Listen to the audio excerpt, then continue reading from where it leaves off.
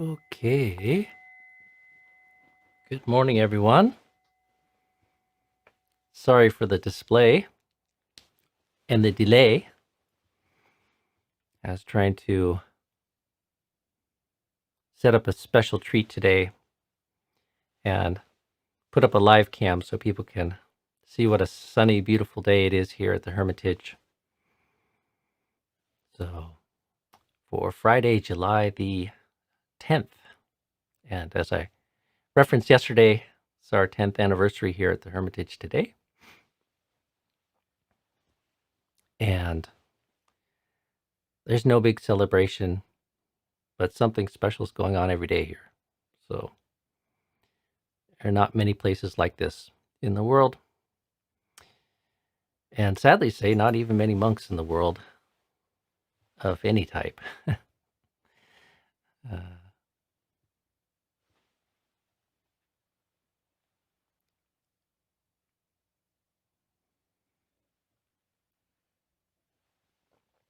so how is everyone today?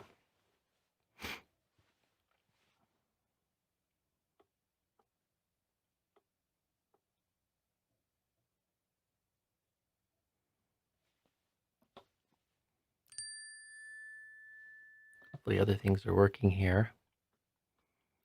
Let me scroll up.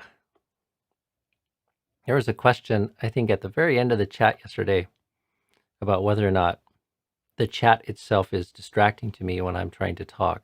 And it's quite all right. Big part of my intention in doing this during this time period is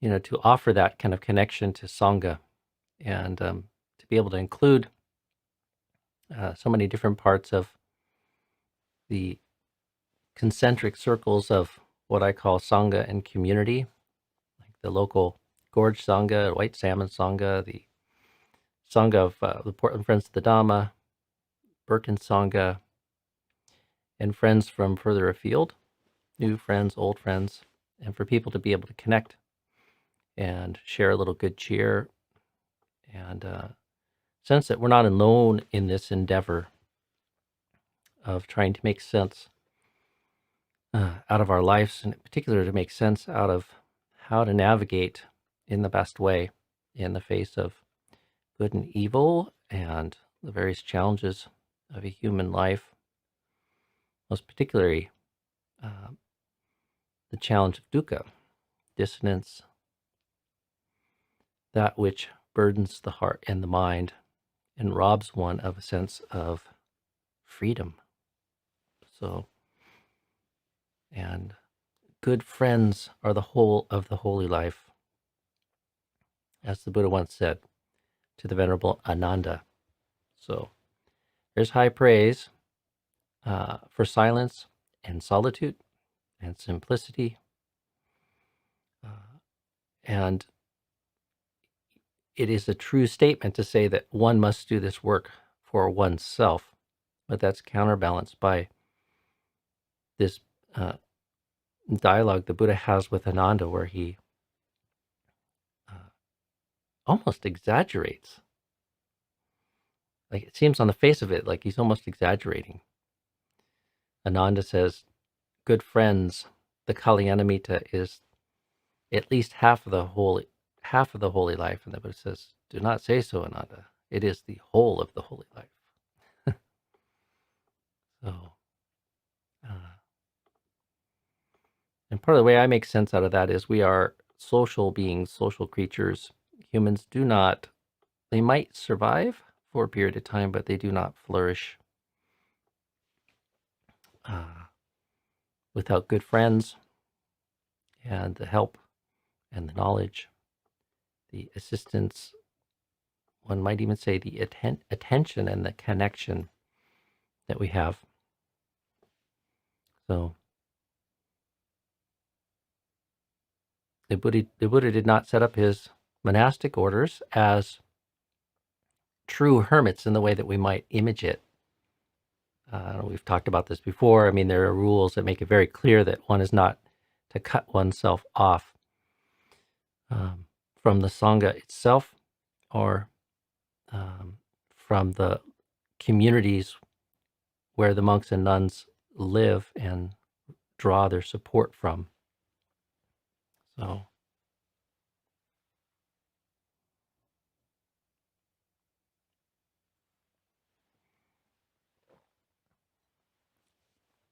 so I encourage the chat.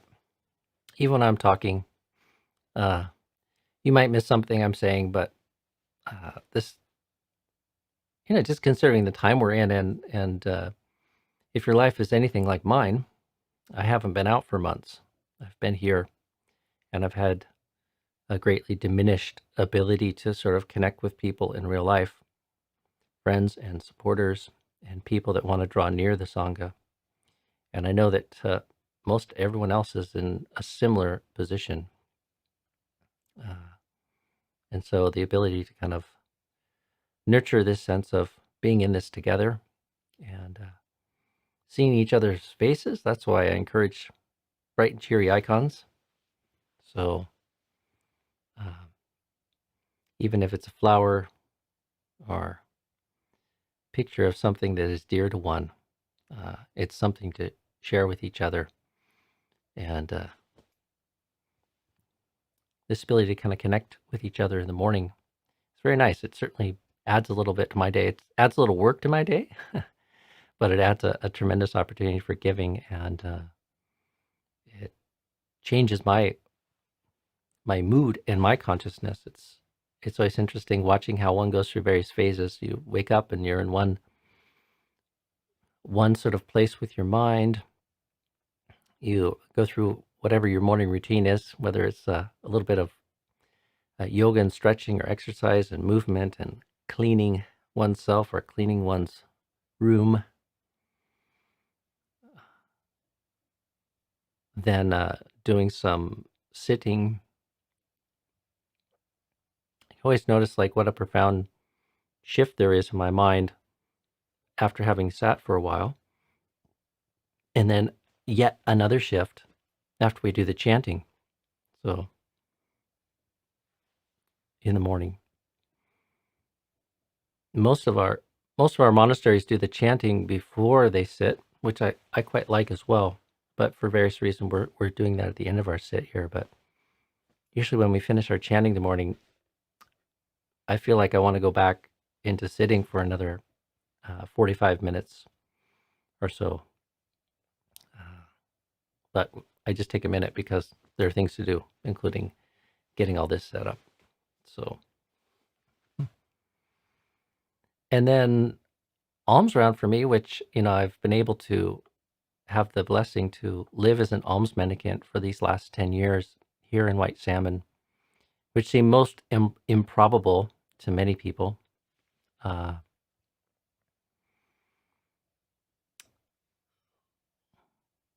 That creates another sense of consciousness as well.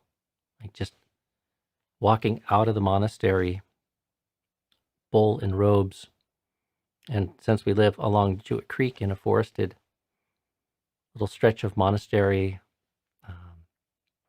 usually get a good 20 or 30 minutes of just walking along this beautiful little creek drainage and a really nice, temperate, evergreen forest full of Doug fir trees and maples and dogwood trees. Lots of bird song, little critters.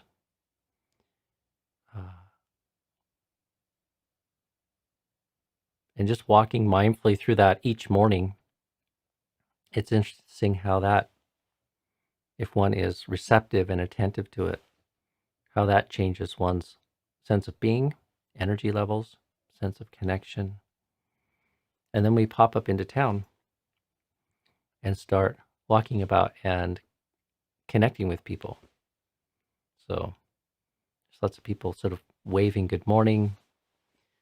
There's the various people that are out looking for us to make a food offering for our meal, and the various people that have given us an invitation to stop by their house to offer food for our daily meal, and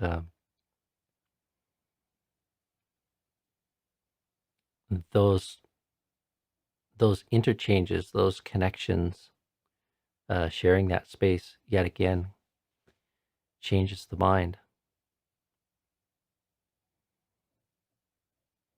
I think as we get a taste for it, as we get a footing and are able to relax the contraction of self, relax the habit of selfing and always being obsessed with me and conceptions of me and framing our conscious experience as me and mine, um, moving through those various phases of the day uh, feels very interesting. If there's any sense of it being selfless, there's a capability and ability just to be watchful of it, feeling it, experiencing it, connected with it. Um, that's quite interesting. It's like moving through a novel and going from chapter to chapter. And a lot of skilled novelists don't have this very boring and predictable linear narrative that just goes from day to day to day to day, right? Sometimes there's flashbacks, or sometimes the narrative is coming from one character, and then the next chapter it's yet another character or a different scene, sometimes moving into the past, sometimes moving into the future, sometimes moving someplace we don't really know. Hard to apprehend uh, until the whole thing comes together. So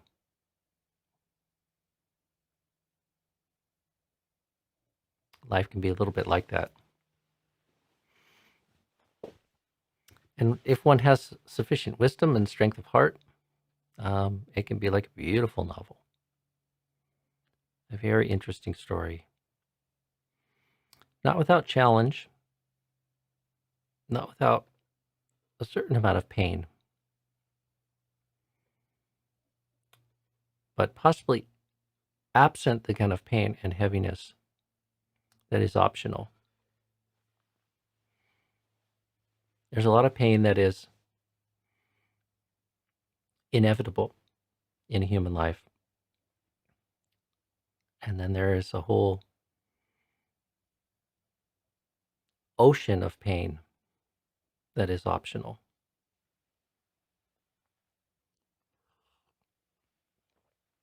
meaning suffering. Pain is inevitable, suffering is optional.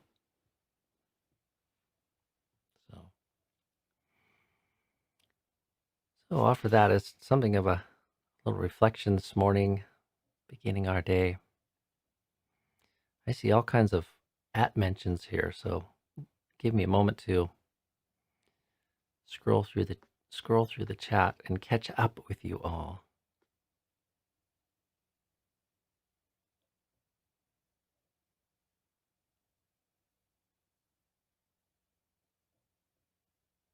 Okay, some of them are just an appreciation of the view.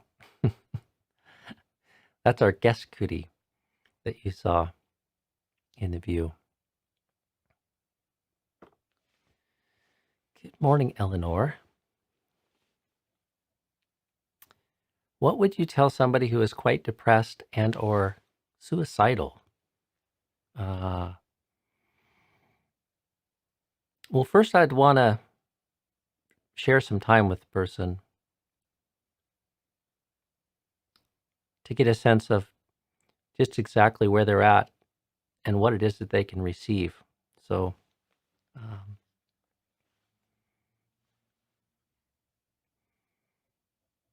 and I think,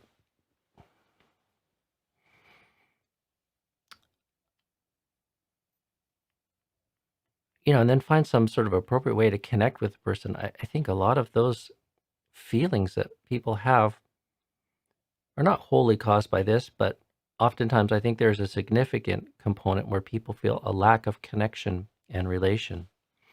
They feel like they don't belong. They're not important. I mean, of course, there can be other reasons why people are feeling depressed, even organic reasons, but uh,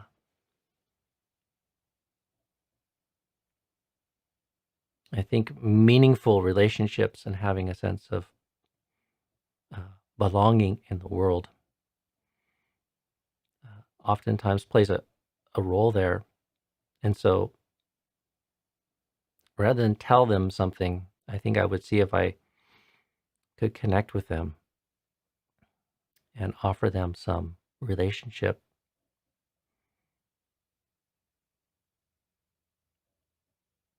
If they're receptive to it, I think I would try to encourage them to lighten up, not think about themselves so much,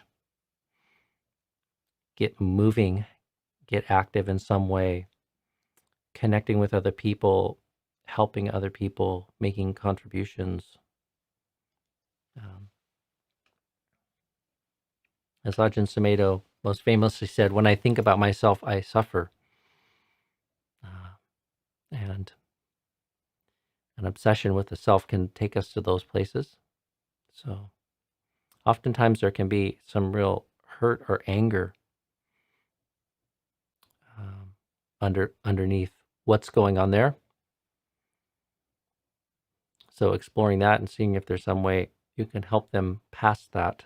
People are angry at themselves or at the world or at their family. They feel that the world is in a state that it shouldn't be, or that they are somehow failed or flawed.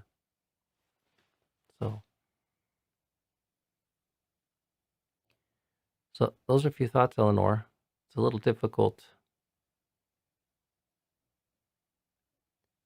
speak to exact, and I'm not a trained psychologist, so this is just a monk spontaneously reflecting on that.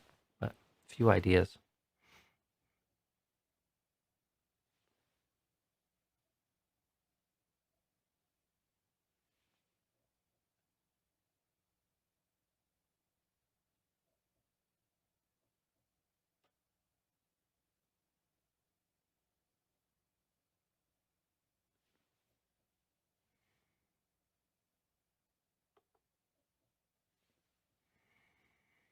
Good morning, Zuri. What can monks eat or drink after noon? So yeah, the monastics have rules that they're not to eat at the wrong time of the day, which is in the vikala, or after the sun reaches its zenith, midday. So food is to be taken between dawn and midday. And after that, they're not really supposed to eat anything, but they are allowed fruit juice if it's well strained throughout the day. They can't keep it overnight, like for another day. Although in modern times, because of pasteurization and refrigeration, there's not much of a chance of it spoiling. Uh,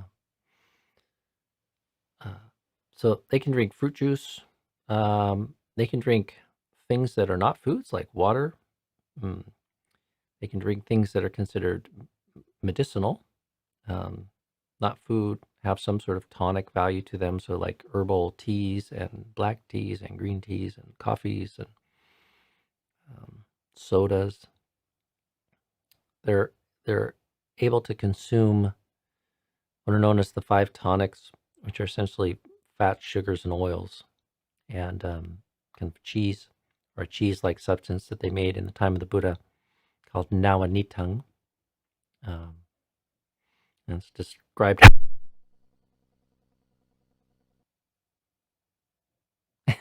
So I was saying cheese. That was strange. Yeah, the device that powers my microphone just all of a sudden shut off. And there's not even an on and off switch. So,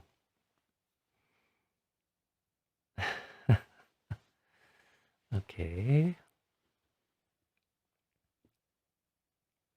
So people can hear me again. Yeah, so I was just describing the five tonics, and those are things that can be consumed after noon. And they're traditionally used as tonics or to mix with medicines, and monks can use them if they're what's called gilane. So they're somehow lacking energy or in need of um, some energy, or they need some sort of medicinal for various conditions, like they might be constipated or sick with something. So, and then of course they can take medicines. So,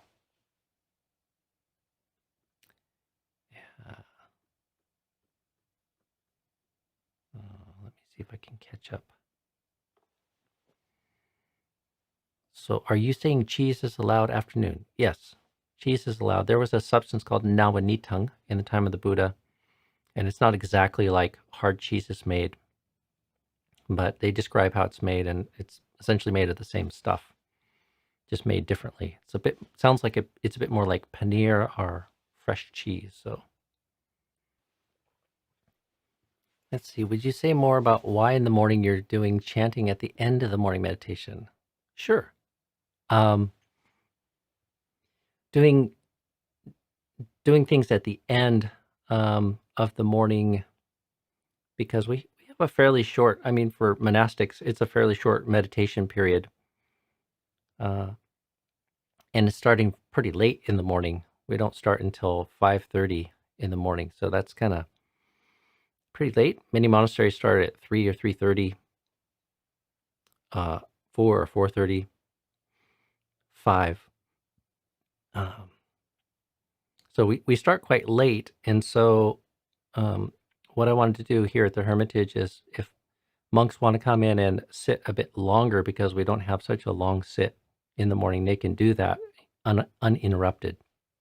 So they can come to the shrine room and practice and sit for an hour or hour and a half if they want, um, and then we share 20 minutes of chanting at the end before we break up and start doing our chores and preparing to go for our alms round. So I established that pattern quite a long time ago, and I think it works well for us here at the Hermitage. So right now, thinking of all you and the different people that want the encouragement to sit in the morning and the evening time with monastics, or to practice chanting, which people don't get much of a opportunity to do. I think it also works to do it later in the morning, because although 5:30 is late for a monk, it's, I've heard, early for some. So many people like to do their sitting a little later, so they can join us at 6:20 for 20 minutes of chanting and then do their sitting after that. So it gives you a chance to sleep in another hour or to do something else if you just like to sit a little bit later. So that's my reasoning behind it. So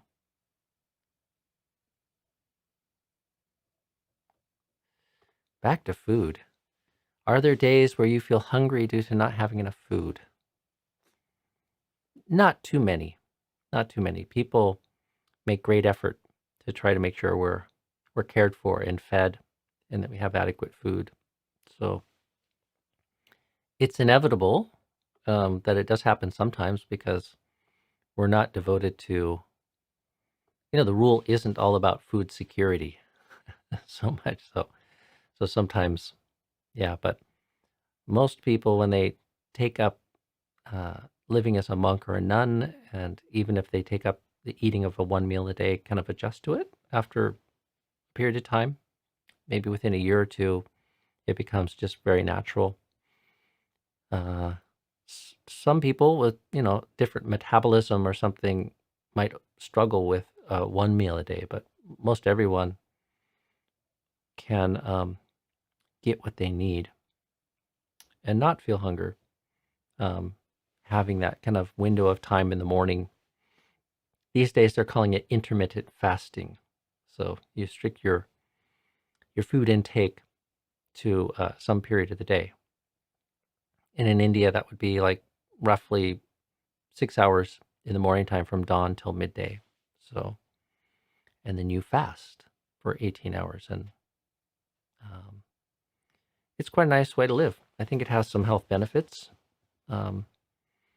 but also it minimizes the amount of time you have to spend cooking and cleaning and eating and thinking about food. And you have a huge chunk of the day where your body's not digesting food, which can be very nice. Makes you feel a bit light, which can be helpful for meditation. More questions about food. This morning it's all about food and tonics. Do you have a small breakfast in the USA, Tana-chan? I don't. But many of the monasteries in the West have very light break fast. So at a baigiri at 7 a.m., they usually have a little bit of cereal or a little bit of oatmeal. So here at the Hermitage, because we don't have people staying here, that's not really possible. So if one's really gilane or needs a little bit of energy in the morning, though, they can have something. So I have butter coffee in the morning. So, which might sound disgusting to people that aren't used to drinking it, but it's nice. It gives you a little, especially in the wintertime, kind of creates some warmth and gives you a little bit of energy. Because I oftentimes get up pretty early, and our mealtime might not be till 10 o'clock or even 11 o'clock many days. So I could be up 3 o'clock till, 7 hours before I get to eat. Sometimes 8 hours before I get to eat. So good to see you, by the way, Misa. So great, you made it today. You made it on a very special day too. Today is our 10th anniversary. So Misa is an old friend from Thailand and many places. So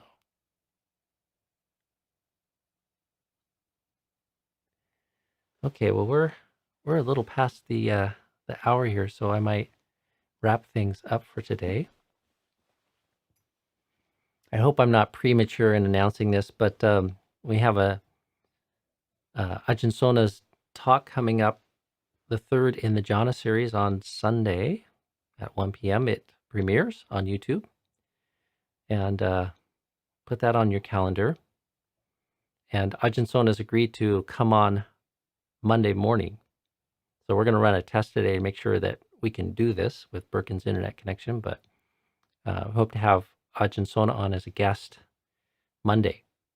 So for those who can watch the premiere on Sunday, take notes. And if the technology all works out, you'll be able to share something with Ajahn or ask him a question. So, and we should probably keep it focused to the topic. Maybe let's not ask him about what they can eat in the afternoon up at Birkin.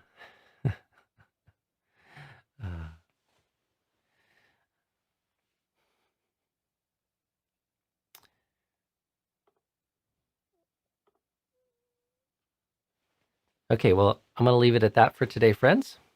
Wish everybody well. Have a good day. I hope the sun's shining wherever you are. And if it isn't, make it shine. So, and I'll see you all tomorrow morning on the morning coffee time.